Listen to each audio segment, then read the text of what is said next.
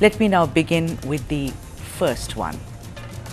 Prajwal Revanna's judicial custody extended by 14 days, even as co-accused, that is his mother, Bhavani Revanna, has been granted anticipatory bail.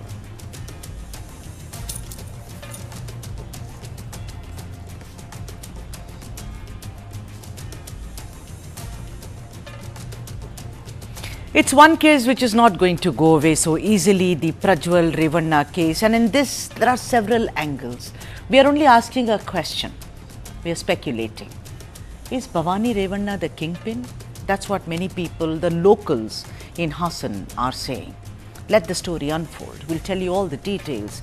In the 33-year-old Prajwal Revanna case, who had fled the country on 26 June, a special court in Bengaluru remanded the former JDS MP to 14 days judicial custody in the first of the 3 sexual assault cases against him. Prajwal shall remain in jail until 24th of June. The Special Investigation Team, or SIT, has also collected voice samples of Prajwal and other technical evidences, as also to analyze the obscene videos of the case. The SIT also took Prajwal Revanna to Hassan district for Mahazar, which is basically a crime scene mapping.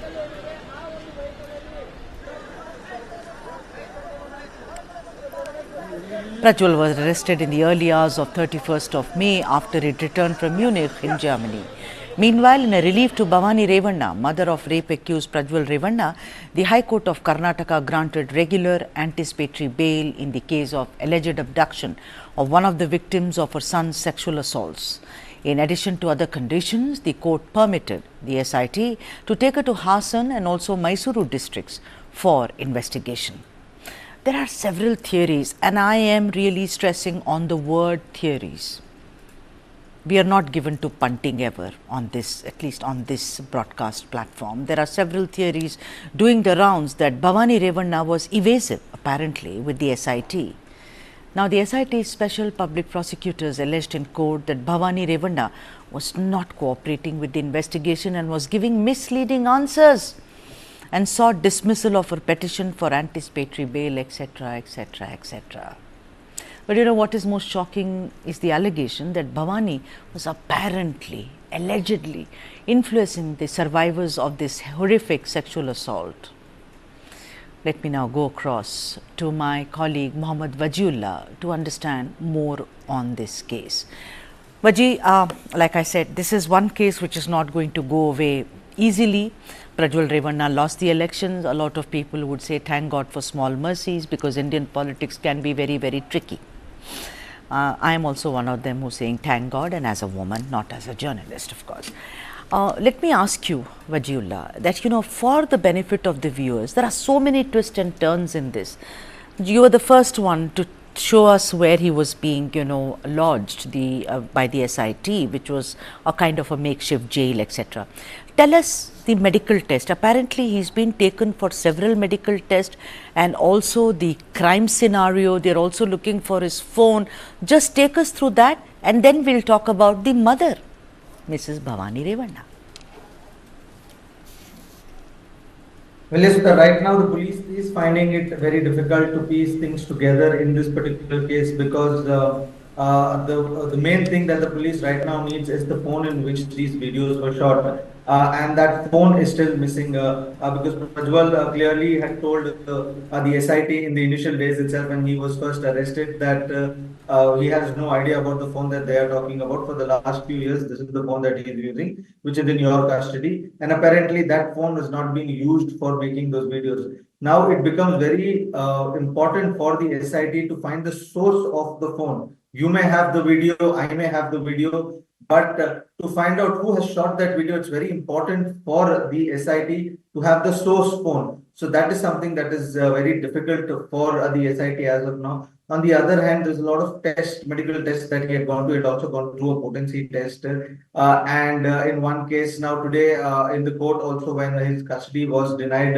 Prajwal Revanna almost cried and was in tears when he said that he'd already done a lot of these tests. It's for the same case. Why am I doing the same test all over again when it's already been done? So is it right? Vaji, I want to ask you, go back to what you said. He cried, is it? I mean, was he like so frustrated being under custody? Why did he cry, Vaji? Because he's already undergone tests, the medical examinations? He cried from his point of view, claiming that he is innocent, and that is why he's been put to do this all together, despite the fact that he's been cooperating with the police. He's already done these tests in the past. It's the same test they've been asked to do again. So he believes that this doesn't make sense doing the test all over again when it's going to give you the same result. And he also believes that he's been cooperating with the police throughout throughout this time since he's been arrested, and that is why there should be a leeway, because they have not been able to prove this case, so they have not been able to point out how Prajwal Revanna is directly involved in this entire matter. Because they have victims who claim that this was done by Prajwal and HD Revanna, but to stitch that thing together to get proof for those claims is something that the police is still finding. I think one of the most important things in this entire case is the missing phone. Am I right? That phone that the SIT and the police are looking for, which may have a lot of evidence, as it were. Would you agree, Wajiullah, that that's where, you know, that's how the cookie will crumble in this case? So there could be one phone, there could be multiple phones, because he's an MP, there might be many phones he must have used. If what we are talking and from what we've learned from these victims and from our sources, that these videos were shot through a course of time, that means he may have changed two, three phones, and there must be videos in those phones and some other phones. So finding out how many phones were used, what were these phones, where are these phones right now is very important. If there is any criminal who, not just Prajwal Revanna, but any criminal in this context, for him, the first thing would be to destroy the phone. Any criminal would do that, and if somebody like Prajwal Revanna is behind this, on the basis of criminal mindset, he could also have destroyed the phone. So there could be anything, and that is what is causing the problem for the police. Vaji, we are also asking if Bhavani Revanna is the kingpin. We've put a question mark. It's speculation. Because what we are hearing, of course, you tell us all about the cases in Karnataka, but what else that we are picking up is that apparently, according to the SIT, and it's published everywhere, she's just not being cooperative. She is evasive. She refuses to answer questions. What are you picking up? I mean, is she making it very difficult for the SIT? Because, I'm sorry, I'm not a legal or a cop. But if she does that, then it becomes tougher for her son. Would you agree? Cases that are going on. Bhavani Revanna's case is about the abduction case, and Prajwal Revanna, HD Revanna have another case along with the abduction case, is the sexual assault and the rape case against them. Now, in the case of Bhavani Revanna, she is believed to be the kingpin in the abduction of these victims. That is, after the thing came into light, it is believed that Bhavani Revanna is one of those persons who was trying to influence the victim, and that is why the SIT was adamantly asking for her custody, and she was evasive all this while. But when she was in the custody, her lawyer in court today said when she got the remand, when she got the bail, that it is very wrong of the police to say that she is not being cooperative. It's more than 100 to 85 to 100 questions that she's answered of the police, and in no way where she's shown that she's not answering the question. So the lawyer were able to convince the judge that yes, Bhavani Revanna has been evasive, but the police is not getting the answer that they want. That is the whole fight between the police and Bhavani Revanna, because they have been very tight-lipped about the entire incident. They know where the case is heading, and they are also answering according to the way they think is right for them to answer. And the police is finding it difficult because for them it is important to collaborate those statements with the evidences and present it in court, and which is not being able to do it. And that is why they have been saying that Bhavani Revanna is evasive. And yes, today the court has given her a bail and given 14-day custody to Prajwal Revanna. So in the coming days, what all will happen is something that the SIT can only give us a clearer picture, because as we see the investigation move forward, a lot of things are very shaky with regards to the investigation. Yeah, you're talking about shaky, you're talking about what will happen in the coming days. Wajiullah, I want you to stay. And there is just another case about the actor Darshan. I mean, it has so many twists and turns. that it becomes impossible nearly for people to remember what happened today, what happened an hour later. But then Wadiullah shall come and decode this for us. I'm going to take a break, but let me tell you what it is. It's getting tough for actor Darshan. Togudeepa, old ghosts seem to be revisiting this man who is an accused in the murder of Renuka Swami.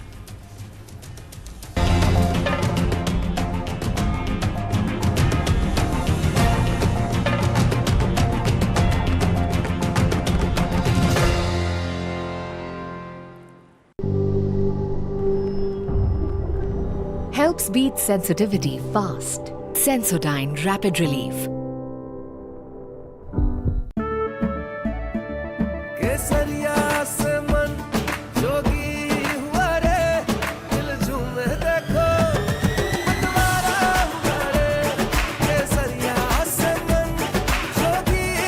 हर पल मनाओ केसरी त्योहार विमल बोलो जुबान Kesari 20,000 people dead and counting. What's happening in the United States of America is unprecedented. You will have to pay for this.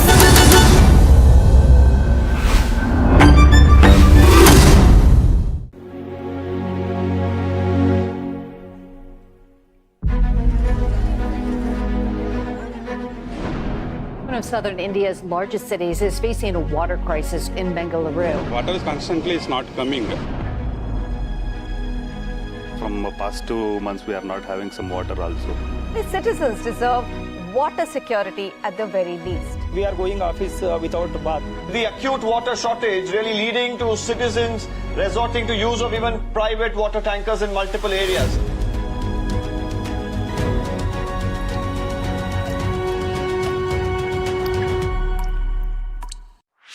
This and more.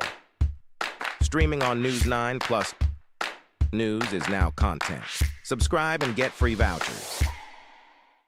This is News9 Live, India's only digital exclusive live stream. For the early adopters, bringing you the news 24/7. For the smart audiences on the smartest TVs. News9 Live. Stream now on your smart TVs. Helps beat sensitivity fast. Sensodyne Rapid Relief.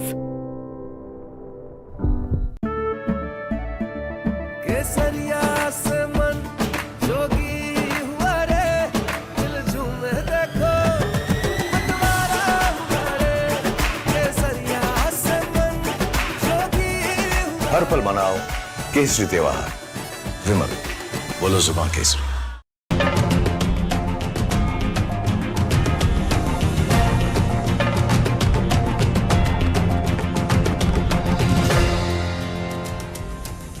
All right, our focus on the South Indian is on yet another case in Karnataka, the many crimes of Darshan. You know, sometimes it takes just something so simple to get caught. That's what crimes are all about. That's why they say there is nothing called a perfect crime. Look at it. It is getting really tough for actor Darshan. Togudeepa. Old ghosts seem to be revisiting this man who is an accused in the case of the murder of Renuka Swami. The Forest Department is all set to submit its charge sheet in 2 days about the illegal possession of a bar-headed geese at Darshan's farmhouse on the Mysuru T. Narsipura road. The trouble for Darshan is bound to intensify as the Forest Department and the BBMP may in all likelihood step up action in the ongoing cases against him. The case of possessing the migratory birds is actually an old one, in which a case was filed against Darshan, also his wife Vijayalakshmi, and farmhouse manager Nagaraj under the Wildlife Protection Act 1972. The actor and his spouse were charged with illegal confinement of migratory bar-headed geese in a cage at their farmhouse in 2023.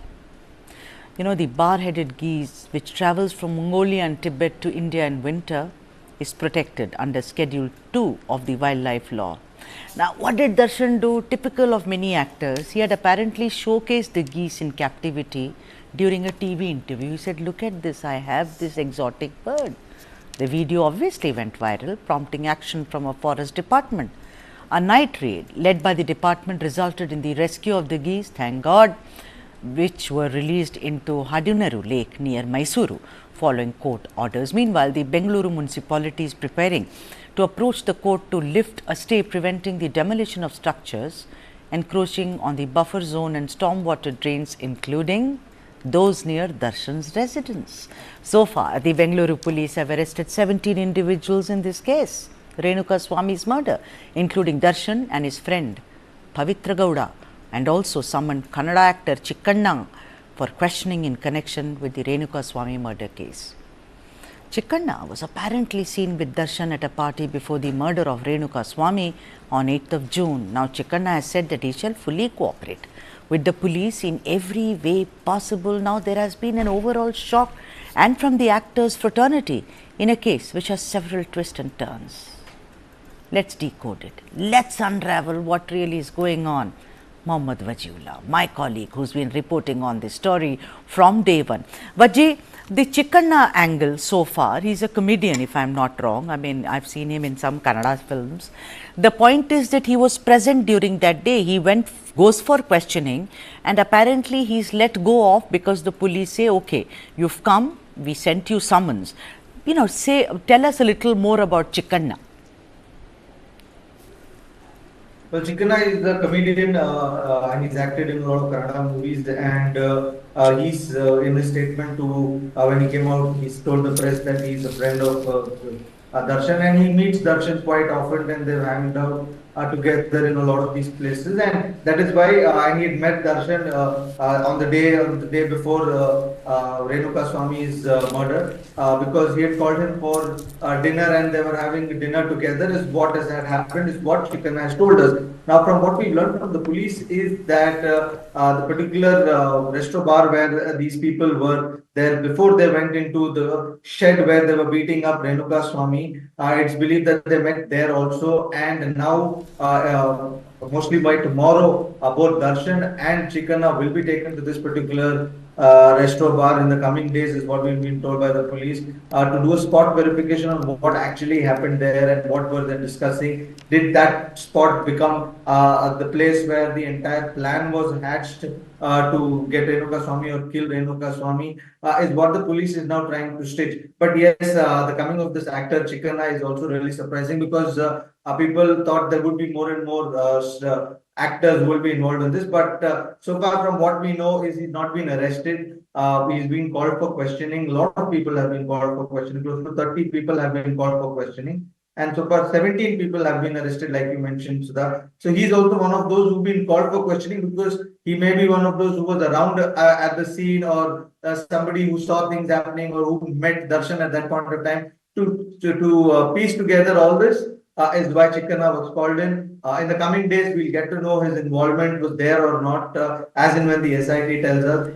So far, the update that we have like this. Wajiullah, you know what I find very strange is that in Bollywood, in the Hindi film industry, no one speaks for and against anybody. They all zip up. But we have seen from his own fraternity, many actors have come and spoken in favor of Renuka Swami. Why do you think that is happening? What's the reason? Well, if you have to go by Bollywood gossip, then you can call it rivalry. But here, every individual here, or be it a star or a celebrity, has his own mind, has his own say. They are vocal about issues that they believe in. We've seen this in the past also. At least when there are issues that matter, we've seen South Indian actors speak out and speak in the voice with the people also. And in this particular, we've seen this a lot in the Tamil industry. We've seen this in the past when Darshan was booked for many other cases. Also the case that involved him assaulting his wife. So in all these cases, we've seen how the Kannada film industry has come out and spoken. And in this particular case, we've seen a lot of actors now come out asking for justice for Renuka Swami, because the way the case is being moving forward, and I think that coming out of this closet, it is made to be believed that Darshan was involved in this entire incident. He was somebody who planned this together. So these actors are coming out now saying that the victim needs to get justice because it is very clear the things that are coming out. But Ji, before I let you go, I want to ask you that apparently there have been slippers found of Pavitra Gowda. Apparently, Pavitra Gowda had rented out parts of the apartment where she was living. Apparently, it was Pavitra Gowda who first hit Renuka Swami with slippers. What are you picking up on the ground? Yes, this is what has been told, that they brought Renuka Swami to the shed and they waited for the two of them to come. There is a CCTV footage which shows Darshan's car entering that shed. The police is still not clearly said whether Darshan was there in it or not. But the other accused that they've spoken to, and in their questioning, they found out that yes, Darshan was involved, and it is these 17 people who were arrested. The people were said that yes, Pavitra Gowda used to. She was the first one to hit. Darshan was one of this person who hit, and after hitting, when Darshan left, he said that give him food, give him a tablet, and let him go. And it's after that where Renuka Swami lost his life. Like I said, lot of twists and turns, reads like a pulp novel, but we have you, Mohammad Wajihullah. We'll come back to you as the case proceeds, even as there are more twists and turns. Thank you so much for joining us on the broadcast. And I have to take a break, but when I come back, we're going to discuss something from Tamil Nadu. Governor RN Ravi says Gandhi and Patel would have been reduced to caste leaders if they were born in Tamil Nadu. That's coming up now.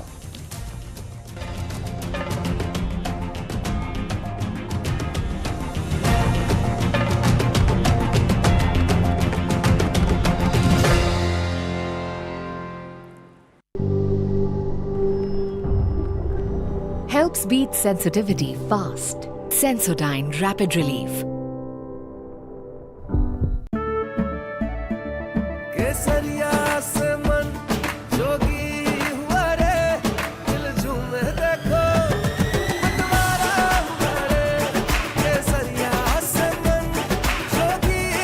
हर पल मनाओ केसरी त्योहार विमल बोलो जुबान केसरी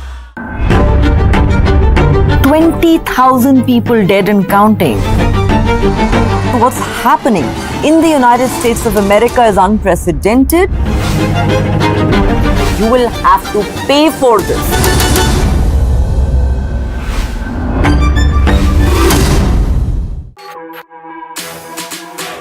जानना है तो देखिए, समझना है तो सुनिए, सीखना है तो पूछिए और कमाना है तो खरीदिए। जानकारी, सलाह और निवेश सब एक ही सुपर ऐप पर। पैसे का सवाल है तो जवाब है Money9। आजादी पैसे की, अभी डाउनलोड करें। Why is the state not looking at putting an embargo on that? As a Telangana person, I will not accept. How do ordinary folks deal with this?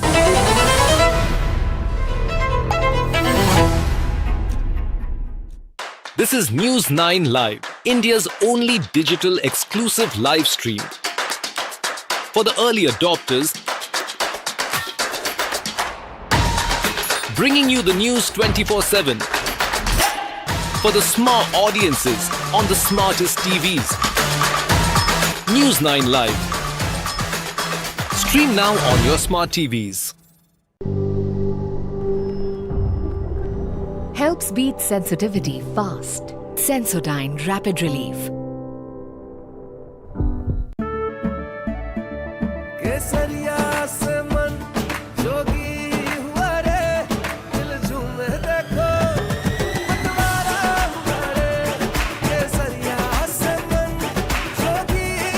हर पल मनाओ केसरी त्योहार विमल बोलो जुबान Kesari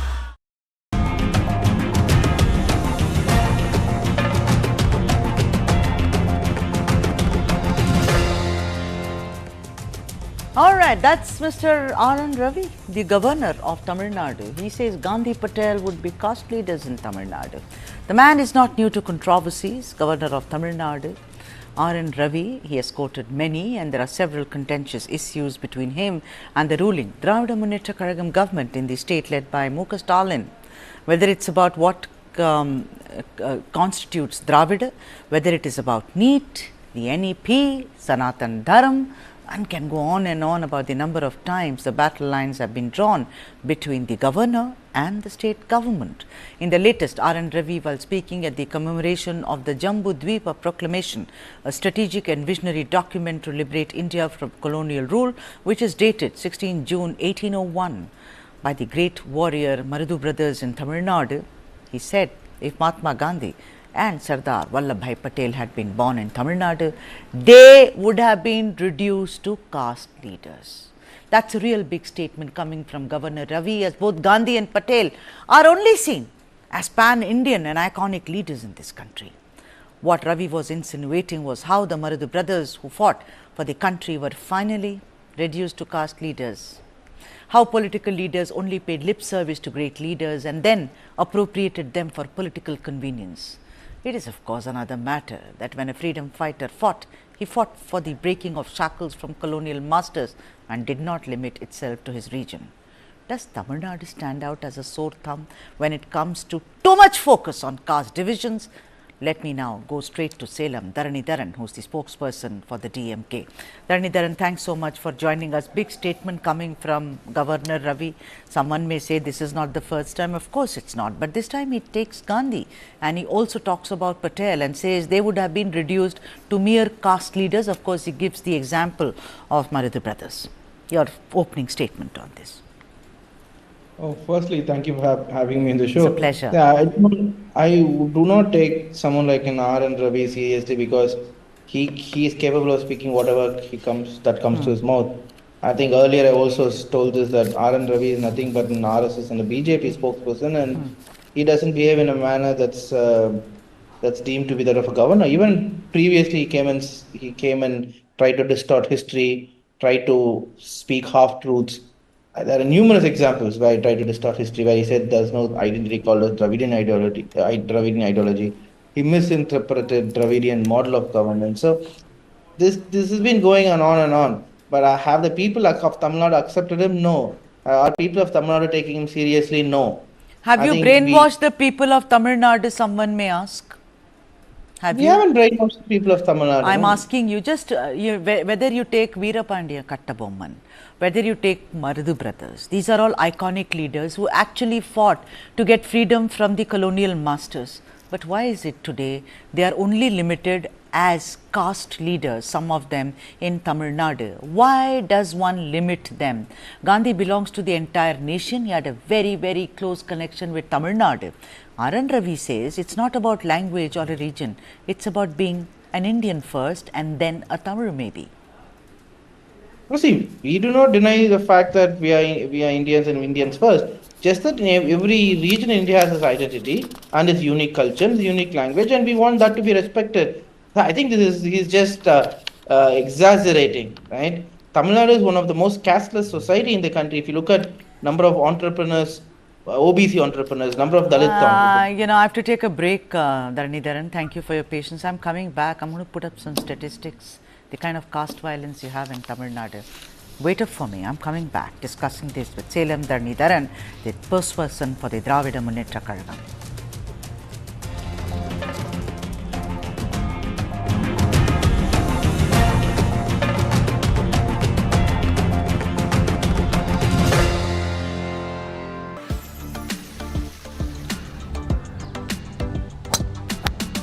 There are beautiful golf courses, there are well-played golf courses, there are great greens. But I think we are a combination of everything. Now, because of the nature-friendly atmosphere here, plenty of water, you can hear the birds. So lots and lots of birds live on this golf course. Every corner you have a different vista. You have the beautiful Sayadri range behind you and it's just endless. It keeps going on and on and on and on. So I think no matter what floor you are, you're always slapped in the face by this most amazing view that takes your breath away for a second.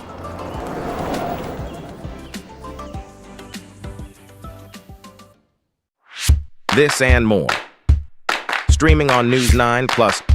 Subscribe and get free vouchers. 20,000 people dead and counting.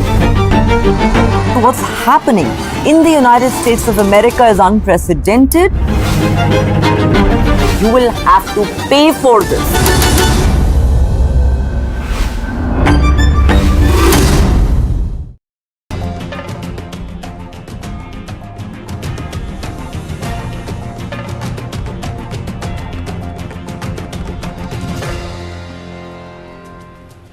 That's what we are talking about. Governor of Tamil Nadu, RN Ravi, said that if Gandhi and Patel were born in Tamil Nadu, they would have been caste leaders. And Salem Dharanidharan, the spokesperson for the DMK, said that it's the most caste equal society. I'm going to read some statistics there, some of them, not all, and then you can read it on the screens. Let's put them up right now on your screens. Caste-based description in Tamil Nadu, discrimination, 14th May 2021, dispute over celebration of annual temple festival in a Dalit colony. That's coming up first. There are many. 3 Dalits made to prostrate before a caste Hindu-dominated Uru Panchayat. Ur means, let's say, a city. Punished for not seeking permission from dominant Vanniyar caste for organizing festival. There are many and many.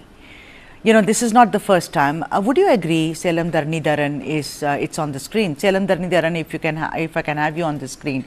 Your ideology was first based on opposing a dominant caste in Tamil Nadu. Am I right there? No, the ideology was not on opposing any community. The ideology was to create an equal society, a casteless society, and a society that has gender parity in focus. If you look at the days of Justice Party, we focused on affirmative action, uplifting the downtrodden. Wasn't it anti-Brahmin in the 60s, or whatever history I have read, and I've read many books where it says it was never against a community. I think it was misinterpreted. It was only the questions that was asked was, why do people from a community seem to have 98% of the jobs? Right, that was given as a reason to have affirmative action. That's about it. Yeah, right. Okay.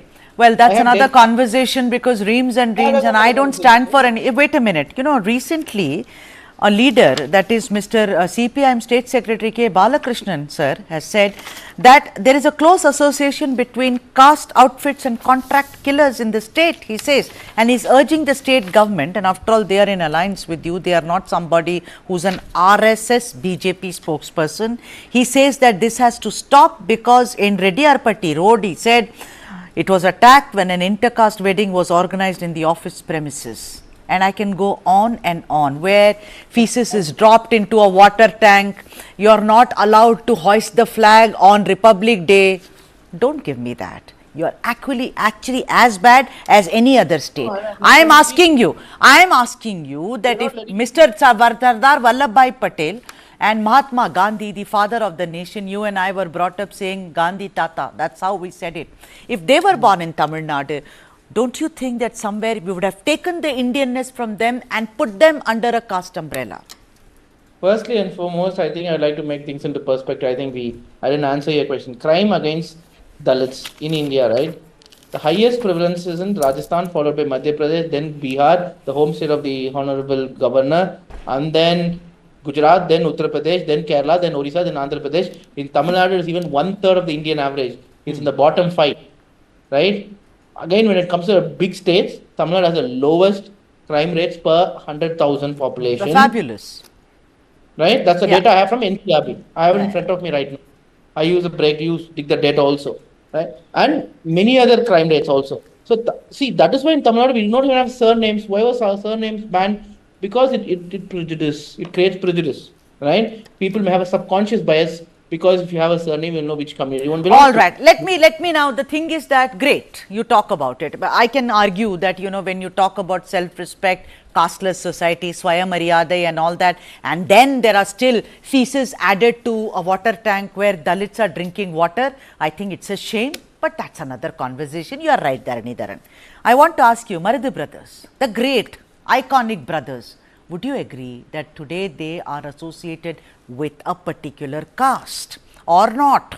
There are lots of, you know, festivals which go on and on. There are statues erected. Would you deny that they are associated with a caste? See, I think to give a regional identity, like the governor has done, I think that is absolutely wrong.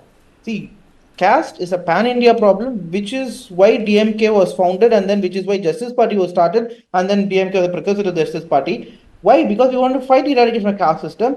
To an extent, we have succeeded. We still have a long way to go, which is why our leader is bringing new initiative to make sure that we can create a more equitable society, an equal society, right? Across India, caste is a big problem. Can the Prime Minister deny that nothing is happening in his home state? Not the governor of Tamil Nadu, RN Ravi, he comes from Bihar. Can he say that there are no incidences related to caste? There is no leaders who have been... Sure, one can corner, we can corner the Honorable Governor on Bihar someday. But today the context is Tamil Nadu. I don't agree with what Ravi says. A lot of things that he says makes no sense to me. But here, I think somewhere he's right, that if they had got, we know the kind of antipathy a lot of DMK leaders had towards Jawaharlal Nehru. It's history, Dharnidharan. I am not sitting on judgment. I can show you reams and reams. Let's come to Mahatma Gandhi and Sardar Vallabhbhai Patel. Somewhere what Tamil Nadu has done is beautiful language, most oldest ancient culture, very, very proud of it. But somewhere I think the identity has now been reduced to Tamil is equal to this caste. It doesn't have a pan-Indian appeal. I think this is a stretch. See, there have been many freedom fighters, lakhs and lakhs, and hundreds of them are very prominent, and maybe several have, because of their national stature, because they involved in the national politics, like such as Mahatma Gandhi ji and Sardar Vallabhbhai Patel, they became national leaders, right? Even in every other state, they have regional leaders who fought for independence, but everyone contributed equally to independence. That does not mean that in Tamil Nadu we are relegating them to a caste identity. That is absolutely wrong. I can state infinite examples from Bihar where freedom fighters have been It's not relegated Bihar versus to Tamil caste Nadu, Dharnidharan. Come on, but you know, I've completely run out of time. My apologies are due to you, because I have to go to the next story. But thank you very much, as always, for speaking so eloquently on the topic. We have to now move on, and let's tell you what the next story is. But then I wanted to show you this. You know, why did Rahul choose Raebareli over Wayanad? And that's the story that is coming up in a bit.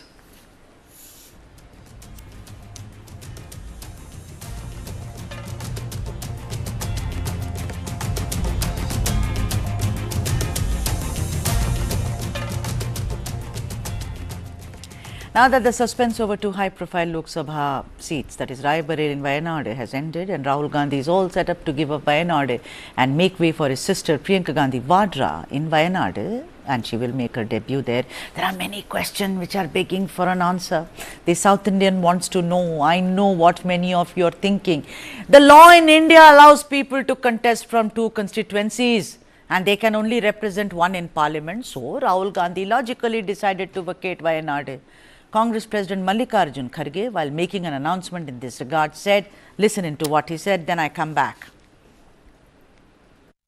Rahul Gandhi ji अपना रायबरेली का seat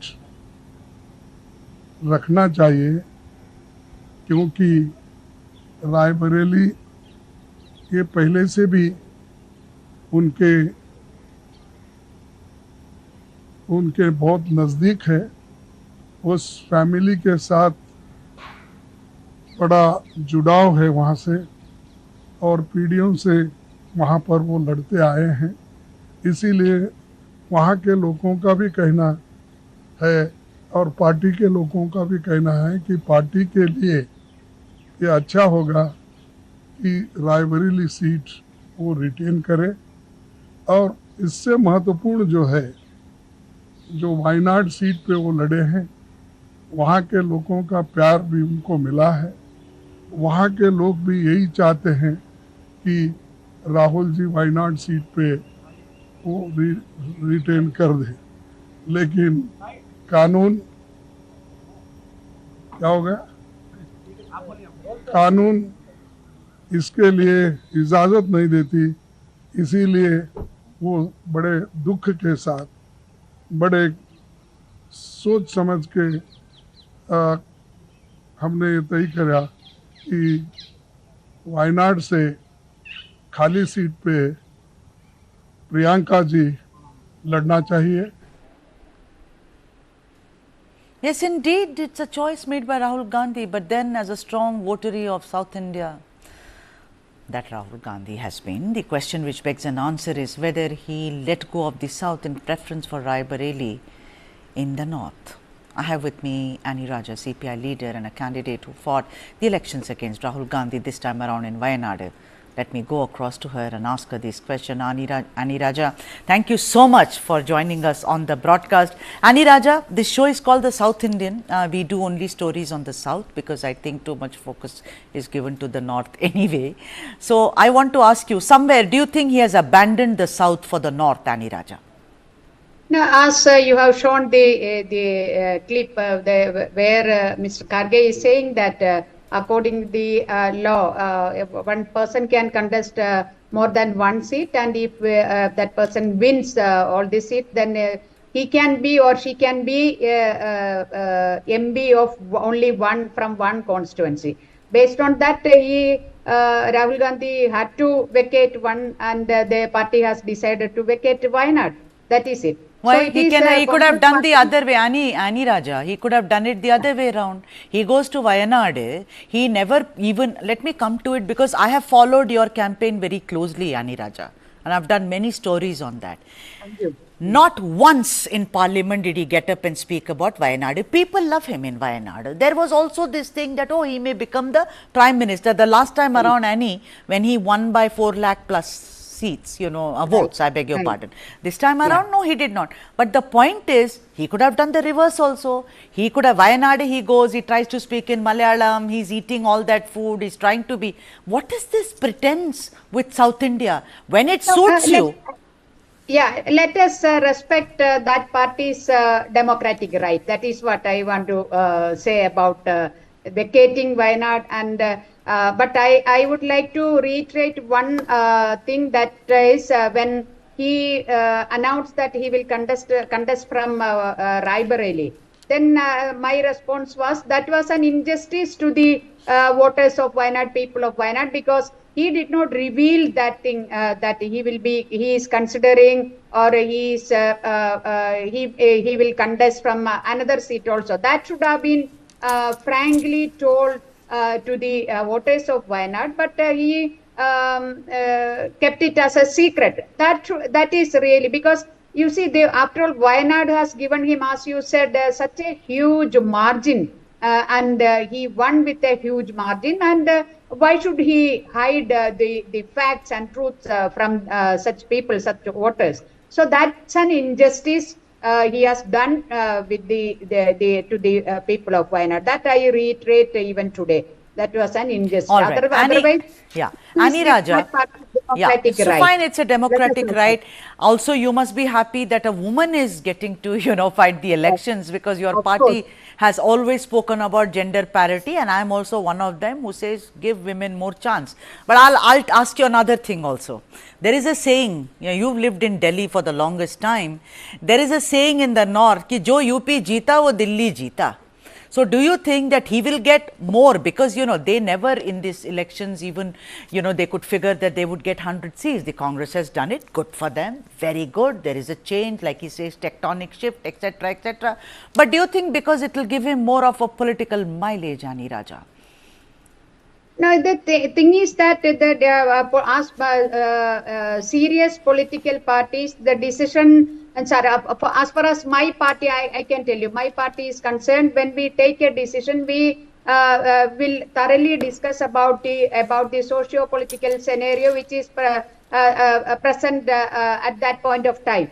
So based on that, how it impacts people and their life, that is what we always discuss before taking up any decision. Now, Congress might have thought that, or they must have come to the conclusion that if Rahul Gandhi retain Raebareli seat, and what I also feel that when he become the candidate there in Wayanad, this is one of the question I raised before him, that is What is it that you want to tell this the country that you should have for a easy win for you, or you are fighting a tough battle against the biggest danger of this country? And what is for you and your party the biggest danger, whether it is communal fascist forces or the left parties? That is what I raised at that point of view. But Ani Raja, in this entire conversation, what for me the takeaway is that he did injustice to Wayanad, is how I look at it. A lot of people thought problems would be solved.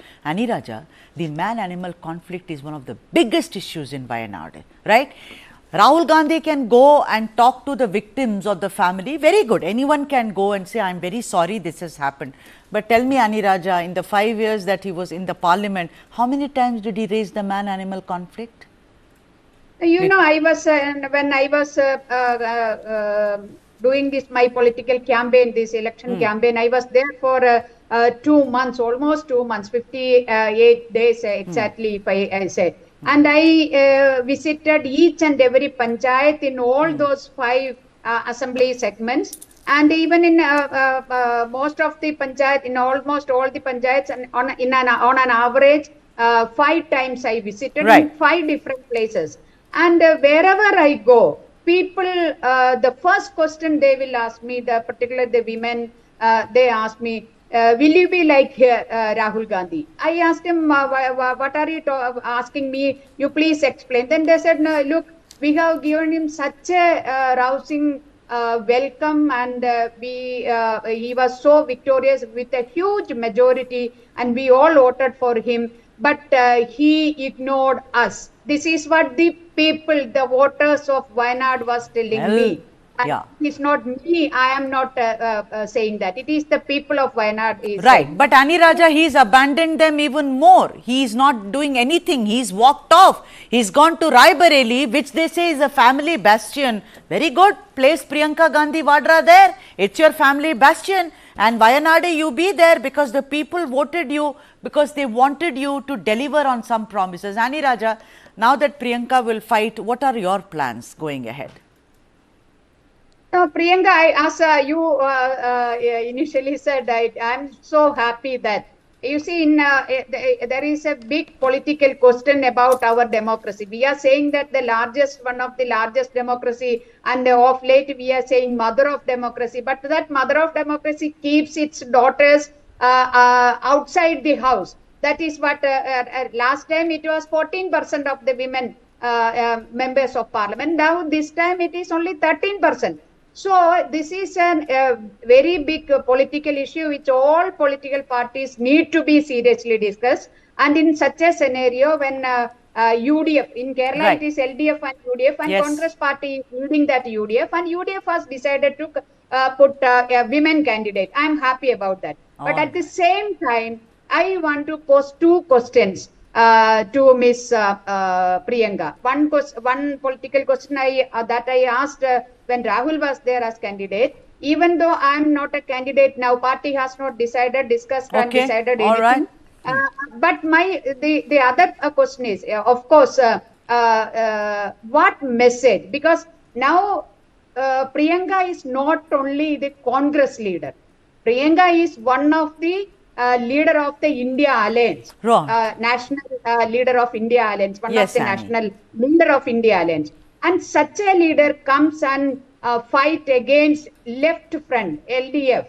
And all those parties which are in LDF, they are all partners in the India Alliance. So what message you want to convey to the people by as a India Alliance but leader, that's a message people were very confused about, that you are fighting in Kerala but your friends in Delhi. That was also a message. But Ani Raja, thank you so much. I've completely run out of time, or else we would have had more conversation on this. But as of now, thank you very much, Ani Raja, for joining us on this. For giving me an opportunity to express my views through your channel. Thank you so much, Annie. Thank you indeed. Thank you. Bye. And as promised, I leave you with some of the other top headlines from the south of India. Namaskaram.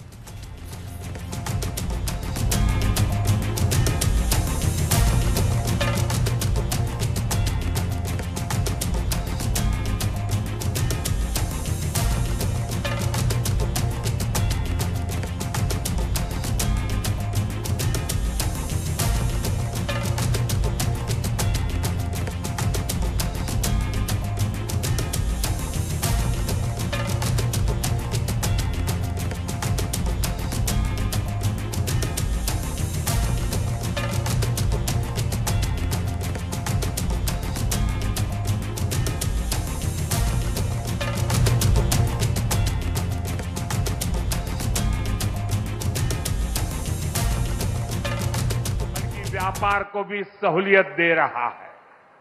Ganga घाटों पर होता विकास, BHU में बनती नई स्वास्थ्य सुविधाएं, शहर के कूड़ों का नवीन रूप और वाराणसी में जगह जगह विकसित होती नई व्यवस्था काशी वासियों को गौरव की अनुभूति कराती है। काशी में स्पोर्ट्स को लेकर जो काम हो रहा है, नए स्टेडियम का जो काम हो रहा है, वो भी युवाओं के लिए नए मौके बना रहा है। साथियों, हमारी काशी संस्कृति की राजधानी रही है। हमारी काशी ज्ञान की राजधानी रही है। हमारी काशी सर्व विद्या की राजधानी रही है। लेकिन इन सबके साथ साथ काशी एक ऐसी नगरी बनी है जिसने सारी दुनिया को ये दिखाया है कि हेरिटेज सिटी भी अर्बन डेवलपमेंट का नया अध्याय लिख सकती है। विकास भी और विरासत भी का मंत्र काशी में हर तरफ दिखाई देता है। और इस विकास से सिर्फ काशी का लाभ नहीं हो रहा, पूरे पूर्वांचल के जो परिवार काशी में अपने कामकाज और जरूरतों के लिए आते हैं, उन सभी को भी इन सारे कामों से बहुत मदद मिलती है। साथियों, बाबा विश्वनाथ की कृपा से काशी के विकास की ये नई गाथा अनवरत चलती रहेगी। मैं एक बार फिर देश भर से जुड़े सभी किसानों साथियों का, सभी किसान भाई बहनों का हृदय से अभिवादन करता हूं, बधाई